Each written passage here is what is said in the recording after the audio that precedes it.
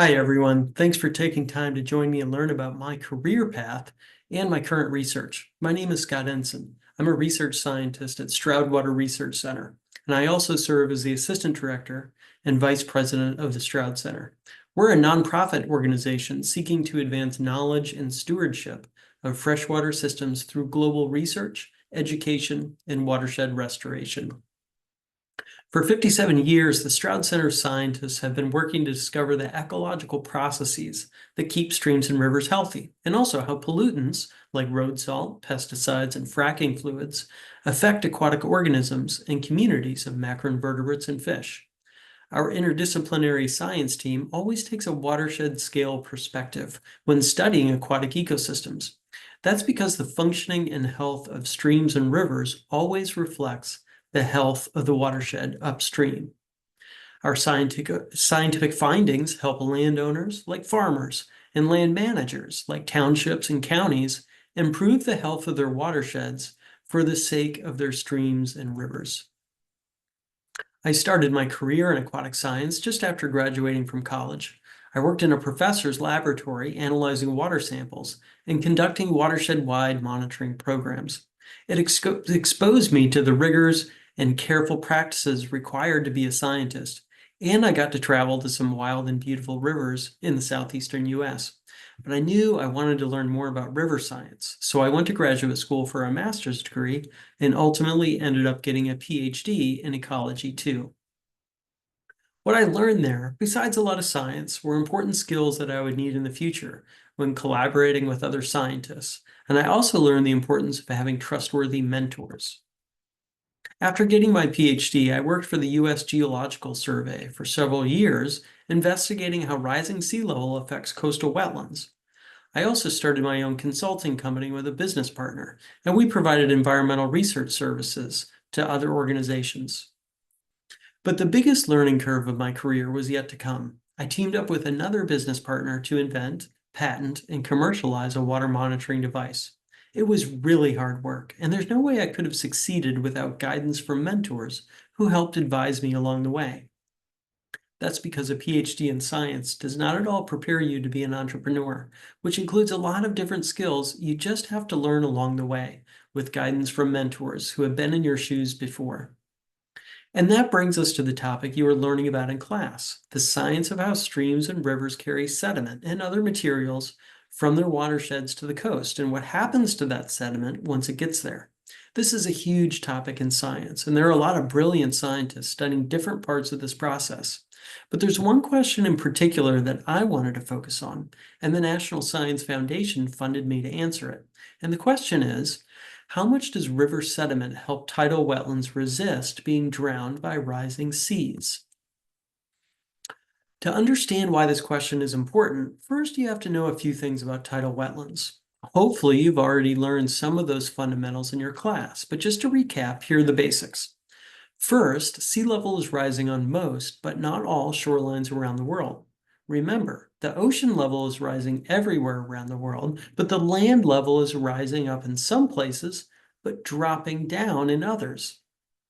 If the land level is rising faster than the ocean, then measurements of the water's level at the shoreline will show that sea level is falling. But if the land level is dropping, like it is here on the mid-Atlantic coastline, then measurements of the water level at the shoreline will show that sea level is rising even faster than the ocean is. You might need your teacher's help drawing up a few examples to make sure you understand that part. The bottom line is that tidal wetlands exist at sea level, and along the US East Coast, sea level is rising and can permanently inundate those tidal wetlands. A second thing you have to understand about tidal wetlands is that their elevation can grow over time. Remember how we just talked about how land level can go up or down even while sea level is rising up? Well, these tidal wetlands accumulate sand, silt, mud, plant litter, and plant roots, and that raises the wetland surface. And sometimes this is fast enough to keep up with the rising sea level. Again, you might need your teacher's help drawing up a few examples to make sure you understand that part. Oh, and by the way, scientists use the word sediment as a general term that refers to sand, silt, clay, and tiny plant parts that are carried by flowing water. And that brings us back to the muddy rivers draining watersheds and spewing sediment towards our tidal wetlands. And the big question is, how much does river sediment help tidal wetlands resist being drowned by rising sea level? My collaborators and I answered this question in two ways. First, we developed a computer model that we applied to the thousands of rivers that flow to the shoreline around the US. We found that most rivers on the east coast of the US don't deliver that much sediment to their tidal wetlands downstream.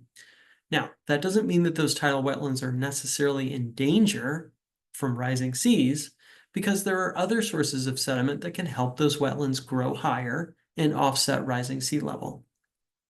On the Pacific coast, we found that most rivers provide plenty of sediment to their tidal wetlands, and that's because they're closer to the mountains where sediment is generated. Finally, the US shoreline along the Gulf of Mexico, it's a mixed bag. Some rivers provide plenty of sediment to their tidal wetlands, while others don't. So our model provided us with predictions about how much river sediment might help grow tidal wetlands. But we also needed a way to precisely measure how much river sediment can make its way to those tidal wetlands. To answer this question, we really needed a better way to measure the fate of this river sediment. This is a tough question for scientists to answer. And what I mean by tough is that the current tools we have are expensive and time-consuming. So we explored other technologies. And we got our inspiration from the crime scene dramas you may have seen on TV, where DNA is used to track down a criminal. In our case, we're using the genetic material from thousands of different bacteria species that grow on sediment to track where that sediment comes from. And that's because some bacteria are very specialized to live in different environments, like a river or a salty estuary. By measuring which of those bacteria are attached to sediment particles, we can learn where those particles recently came from. We had to do some laboratory experiments to figure this out, but we know that we can detect bacteria on river sediment particles for up to a week after they mix together and still determine where they came from. This turns out to be a really helpful tool for measuring how much river sediment is making its way to tidal wetlands that need that sediment. And while we're still answering and analyzing that data, we don't have any final conclusions yet, but we are getting close to answering that question we started with, and hopefully helping us understand which tidal wetlands are at risk of sea level rise and drowning, and what actions we can take to preserve them. Thanks for listening.